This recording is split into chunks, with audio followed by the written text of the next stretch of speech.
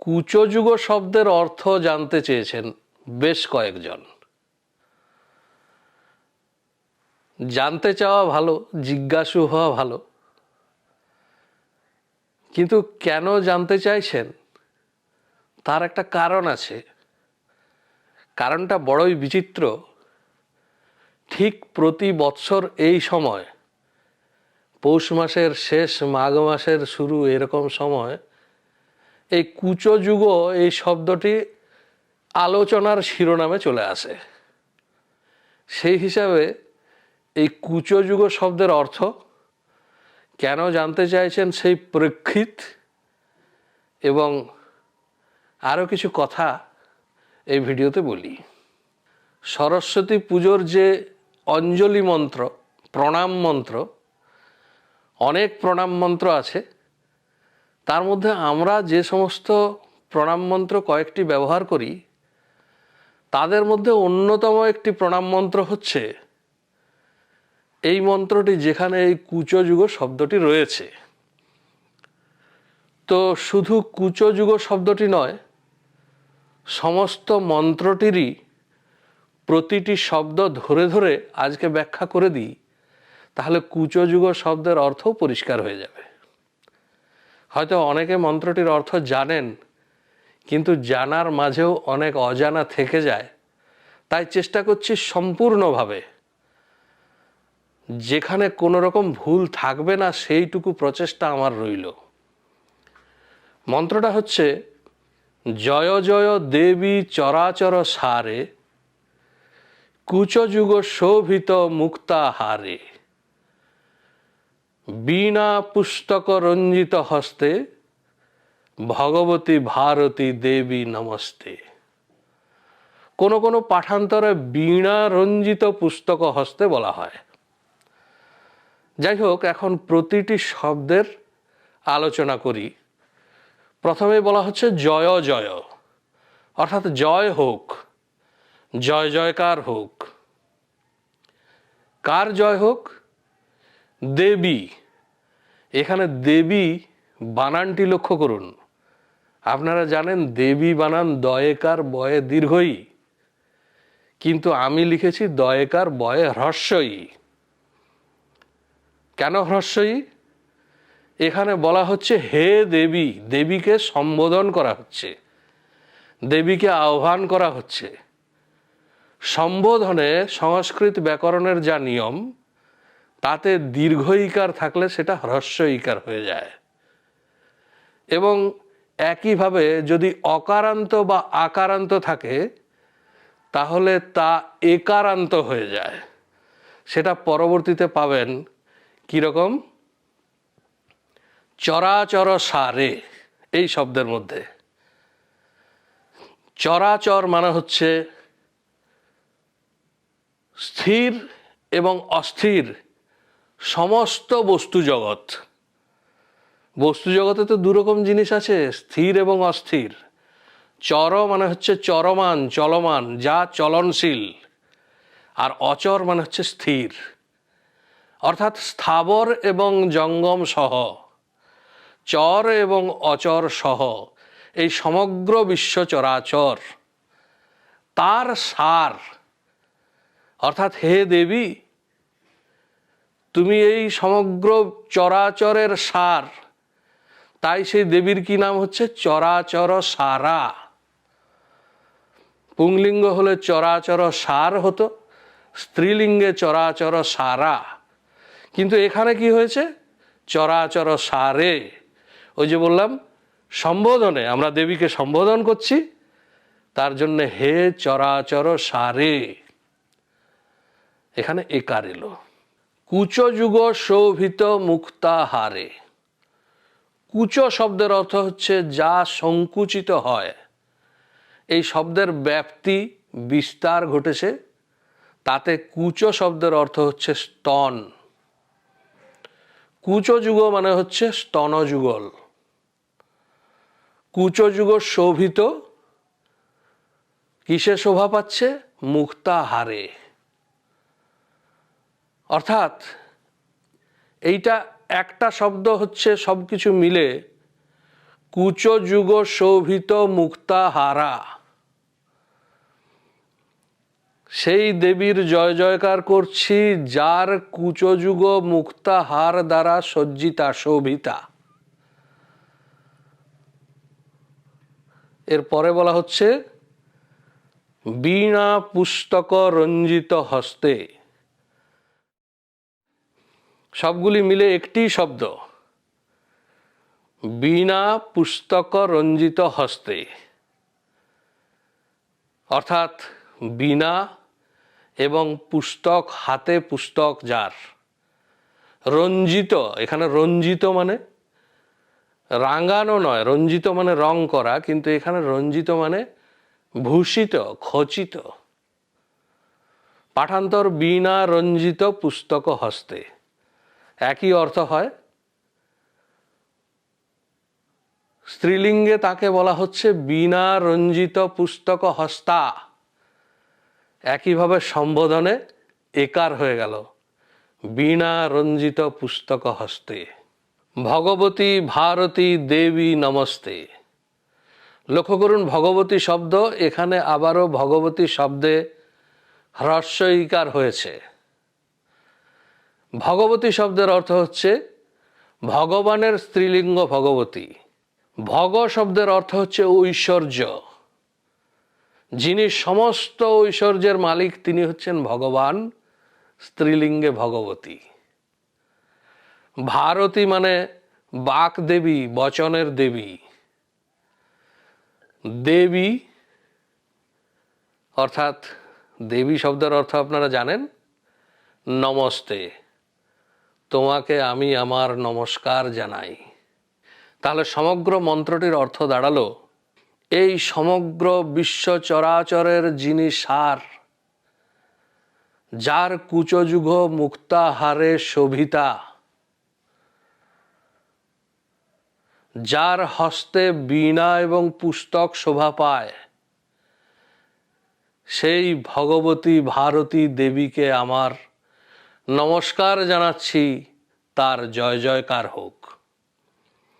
এই হলো সম্পূর্ণ শ্লোক বা মন্ত্রটির অর্থ। এখন এখানে সমস্যা কোথায়? সমস্যা দেখা দিচ্ছে কিছু বিকৃত মনস্ক মানুষদের মধ্যে, যারা নিজেদের তথাকথিত হিন্দু ধর্মের ঠিকাদার বলে মনে করছেন এবং তারা বলছেন ওই কুচযুগ শব্দটা খুব আপত্তিকর, এই শব্দটি ভীষণ অশ্লীল, এ কানে শোনা যায় না। তো মাতৃস্তনে আপত্তি কোথায় সেটা আমি বলতে পারবো না, কিন্তু তাদের ব্যাখ্যাটা অদ্ভুত। তারা বলছেন শব্দটা কুচ নয়, শব্দটা হচ্ছে কূর্চ। কূর্চ শব্দের অর্থ কি? কূর্চ শব্দের অনেক অর্থ আছে, অভিধান খুলে দেখুন। তবে একটি অর্থ হচ্ছে যুগ্মভাবে বৃদ্ধাঙ্গুলি এবং মধ্য আঙ্গুল, মাঝের আঙ্গুল, মধ্যমা, তার অগ্রভাগ, মানে এরকম ভাবে যদি মুদ্রা করি তাহলে এই যুগ্মভাবে এটিকে বলা হচ্ছে কূর্চ। তো এই কূর্চ, এইটি হচ্ছে জপমালা ধরার মুদ্রা। এই মুদ্রায় জপ করা হয়। দেবী সরস্বতীর ডান হাতে একটি জপমালা থাকে, যেটিকে বলা হয় অক্ষমালা। এই ব্যাখ্যাকাররা বলছে ওইটি হচ্ছে মুক্তার হার। প্রশ্ন তাদের কাছে যে কূর্চ মানে ঠিক যুগ্মভাবে যখন জোড়া করা হচ্ছে তখন এই জোড়ার অর্থ হচ্ছে অগ্রভাগকে বলা হচ্ছে কূর্চ। তাহলে যুগ শব্দের অর্থ কি? যুগ শব্দের অর্থ তো জোড়া, তাহলে দুই হাতে দুই কূর্চ। আচ্ছা, তাই যদি হলো, এই কূর্চ এর বানান হচ্ছে কয়ে দীর্ঘ চয়ে চয়ে রেফ। সংস্কৃত ব্যাকরণের কোন নিয়মে রেফ উড়ে গেল, একখানা চ উড়ে গেল, দীর্ঘও হ্রস্বও হয়ে গেল। এতগুলি বিকৃতি কোন হযবরল সূত্রে হয় মশাই? শুধু তাই নয়, মুক্তাহারে বলা আছে, জপমালা বলা নেই। হার এবং মালা দুটোর বেশ কিছু পার্থক্য আছে। হারে কেউ জপ করে? ভূভারতে কাউকে দেখেছেন হার নিয়ে জপ করতে? মালা নিয়ে জপ হয়। মালা আর হারের মধ্যে কি পার্থক্য? মালা কখনো কখনো হার হতে পারে, হারও কখনো কখনো মালা হতে পারে, কিন্তু মালা মানেই হার নয়। প্রায় সমার্থক শব্দ, কিন্তু পার্থক্য আছে। কোনো বস্তু যদি বৃত্তাকারে সজ্জিত থাকে তাহলে সেটি হচ্ছে মালা।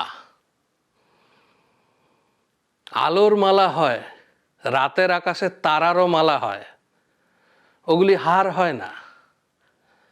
হার হচ্ছে যা সৌন্দর্যের বিকাশ ঘটায়। হার শব্দটি এসেছে হরণ থেকে, যা মনোহরণ করে। মহিলাদের মধ্যে প্রতিযোগিতা চলে, অমুক বৌদির সীতাহার দেখে আরেক বৌদি চন্দ্রহার বানায়। এই যে প্রতিযোগিতা, মনোহরণের প্রতিযোগিতা, এটা মালাতে হওয়া সম্ভব নয়। পুষ্পমালাকে পুষ্পহার হিসাবে গলায় পরা যেতে পারে। পুষ্পমালা যদি মন হরণ করে তাহলে সেটা পুষ্পহার। কিন্তু জপের জন্য যেটা তৈরি হয় সেটাতে প্রতিযোগিতা হয় না, সেটা মনোহরই হয় না। বস্তুত জপ হচ্ছে যথেষ্ট গোপনীয় জিনিস। ওর জপের মালাটা খুব সুন্দর, আমার এরকম একটা জপমালা চাই, এরকম প্রতিযোগিতা হওয়া সম্ভব নয়। এবং বৈষ্ণবদের জপমালা দেখবেন একটা থলির মধ্যে ভেতরে রাখা থাকে, চোখে দেখা যায় না। জপমালা এরকম খানিকটা গুপ্ত জিনিস। সরস্বতীর হাতে যে জপমালাটি আছে, আগেই বললাম, সেটিকে বলা হয় অক্ষমালা। অক্ষ শব্দের অর্থ হচ্ছে অ হইতে খ পর্যন্ত। এই অ থেকে খ পর্যন্ত 50টি বর্ণ আছে বর্ণমালায়। এই সরস্বতীর অক্ষমালাতে 50টি রুদ্রাক্ষ থাকে। অক্ষমালা মানে সেটা রুদ্রাক্ষের মালা হয়, মুক্তার হার হয় না। এখনো যদি সন্তুষ্ট না হয়ে থাকেন তাহলে সরস্বতীর একটি ধ্যান মন্ত্র শোনাই, 2 লাইন শোনাই এবং তার অর্থ প্রতিটা শব্দ বিশ্লেষণ করে বলে দিচ্ছি। তরুণ সকলম ইন্দো বিভ্রতি শুভ্র কান্তি, কুচভর নমিতাঙ্গী সন্নি সন্না শীতাব্জে। শব্দগুলি ভেঙে ভেঙে বলি। তরুণ সকলম ইন্দো বিভ্রতি, সব একসঙ্গে যুক্ত হয়ে আছে, ভেঙে দিলে হবে তরুণ সকলম ইন্দো বিভ্রতি। তরুণ মানে আপনারা জানেন, সকলম মানে হচ্ছে কলা, চাঁদের কলা। ইন্দো, ইন্দু থেকে ইন্দো, ইন্দু মানে চাঁদ। বিভ্রতি এই শব্দটা এখন ছেড়ে দিন, পরের শব্দে আসুন, শুভ্র কান্তি। এইবার বিভ্রতি শব্দটি নিয়ে আসুন। সমস্ত শব্দের অর্থ হলো চাঁদের তরুণ কলার মতো শুভ্র কান্তি যিনি ধারণ করে আছেন, সেই দেবী। কিরকম? কুচভর নমিতাঙ্গী, আবারও সেই কুচ, কুচভর, কুচের ভারে তিনি ঈষৎ নিউব্জ হয়ে আছেন। সন্নি সন্না অর্থাৎ আসিনা। কিসে আসিনা? শীতাব্জে, শ্বেত পদ্মে যিনি আসিনা হয়ে আছেন। তাহলে এখানে যে শব্দ বলা হচ্ছে কুচভর নমিতাঙ্গী, অর্থাৎ তাঁর স্তনভারে তিনি ঈষৎ নিউব্জ হয়ে আছেন। এই স্তন কিসের স্তন? এই স্তন হচ্ছে জ্ঞান দুগ্ধের আকর। এই জ্ঞান দুগ্ধ পান করে ভক্ত জ্ঞানী হয়, জ্ঞান লাভ করে। আরেকটি উদাহরণ নিয়ে আসি। এই জয় জয় দেবী চরাচর সারে বহুল প্রচলিত এই মন্ত্রটি কিছুদিন আগে পর্যন্ত আমার জানা ছিল না। অন্তত এই 10-15 বৎসর বা 20 বৎসর সোশ্যাল মিডিয়ার দৌলতে আমি জেনেছি। এটা পরিষ্কার কথা। আমি অঞ্জলি দিয়েছি, কিন্তু এই মন্ত্রে আমি অঞ্জলি দিইনি। আমি যে স্কুলে পড়েছি সেই স্কুলে পৌরোহিত্য করতেন আমার বাবা, স্বর্গীয় শিবরাম মুখোপাধ্যায়। পণ্ডিত ব্যক্তি ছিলেন বলবো না, কিন্তু জ্ঞান তাপস ব্যক্তি ছিলেন। তিনি যে মন্ত্রে অঞ্জলি দেওয়াতেন এর খুব কাছাকাছি একটি মন্ত্র অনেক খুঁজে মন্ত্রটি পেয়েছি, যেটি উড়িষ্যাতে প্রচলিত। তো মন্ত্রটি শোনাই, ব্যাখ্যা করার দরকারই হবে না, অর্থ বলার দরকারই হবে না। কজ্জল পূরিত লোচন ধারে, স্তনযুগ শোভিত মুক্তাহারে। স্তনযুগ পরিষ্কার বলা হচ্ছে, স্তনযুগ। বীণা পুস্তক রঞ্জিত হস্তে, ভগবতী ভারতী দেবী নমস্তে। আমার বাবা বলতেন এই মন্ত্রটি কালিদাসের রচনা,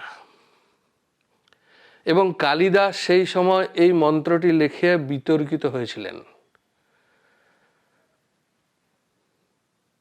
কিরকম বিতর্ক? ওই স্তনযুগ শব্দের জন্য বিতর্কিত হননি। সেই সময় কালিদাসের প্রতিযোগী, কালিদাসের বিরোধী তো অনেকেই ছিলেন।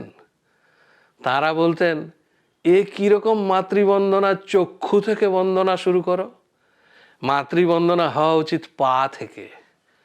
কালিদাস বললেন আমার মা আমি যেমন খুশি বর্ণনা করব, আমি যে রূপে তাকে দেখি আমি সেই রূপে বর্ণনা করব। তো সাধকের চোখে, ভক্তের চোখে তার মা সুন্দরী এবং চিরযৌবনা, অনন্ত যৌবনাই হবেন। আপনার আমার মা জাগতিক মা, কালের নিয়মে তাদের বয়োবৃদ্ধি হবে, কিন্তু দেবী মা তিনি তো অনন্ত যৌবনা, তার রূপ তো সেই রকমই হবে। আর তার স্তন যেখানে পান করে বড় হচ্ছি, সেই স্তনের মধ্যে অশ্লীলতা কোথায়? এ কি ধরনের বিকৃত মানসিকতা কাজ করে যে কুচযুগ শব্দটি অশ্লীল? তিনি স্তনভারে ভারাক্রান্তা, যাতে রয়েছে জ্ঞান দুগ্ধের আকর। অনেকে বলেন যে এই মন্ত্রটি নাকি কালিদাসের রচনা নয়, এবং কার রচনা জানা যায় না। বলা মুশকিল।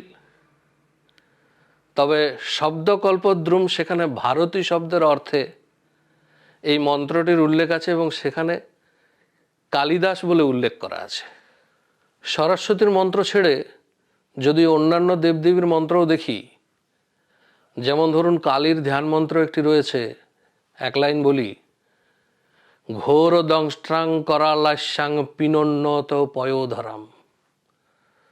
পিনোন্নত পয়োধরম, পিন পয়ে দীর্ঘই দন্তন্য, পিন মানে হচ্ছে বুকের উপরে মাংসের তাল, মাংসের দলা, মাংসপিণ্ড। পয়োধর মানে স্তন। তো এ দেবী কালীর রূপের বর্ণনায় এটি রয়েছে। দেবী দুর্গার রূপের বর্ণনায় অনেক জায়গায় কুচকুম্ভ শব্দটি ব্যবহার করা হয়েছে। কুম্ভ মানে কলসি, ঘট। মাতৃরূপের বর্ণনা, যদি মাতৃরূপে দেখতে পারেন, দর্শন করতে পারেন, তাহলে সেইভাবে আরাধনা করুন। বিকৃত মানসিকতা ছেড়ে জঘন্য প্রচার করবেন না। হিন্দু ধর্মের ঠিকা আপনাকে কেউ দেয়নি। ধর্ম যার, তিনি রক্ষা করবেন। ধর্ম সংস্থাপনার্থায় চ সম্ভবামি যুগে যুগে। ধর্মের সংস্থাপন করার জন্যে আমি বারে বারে যুগে যুগে নিজেকে সৃষ্টি করি। এটা মাথায় রাখুন। একটা মজার বিষয় হলো, ওই যে ধ্যান মন্ত্র যেটা বললাম সরস্বতীর, কুচভরণমিতাঙ্গী যেখানে রয়েছে, এই সংস্কৃত মন্ত্রটি চ্যাট জিপিটিতে দিয়ে বললাম এই বর্ণনা অনুযায়ী ছবি এঁকে দাও। চ্যাট জিপিটি এঁকে দিল।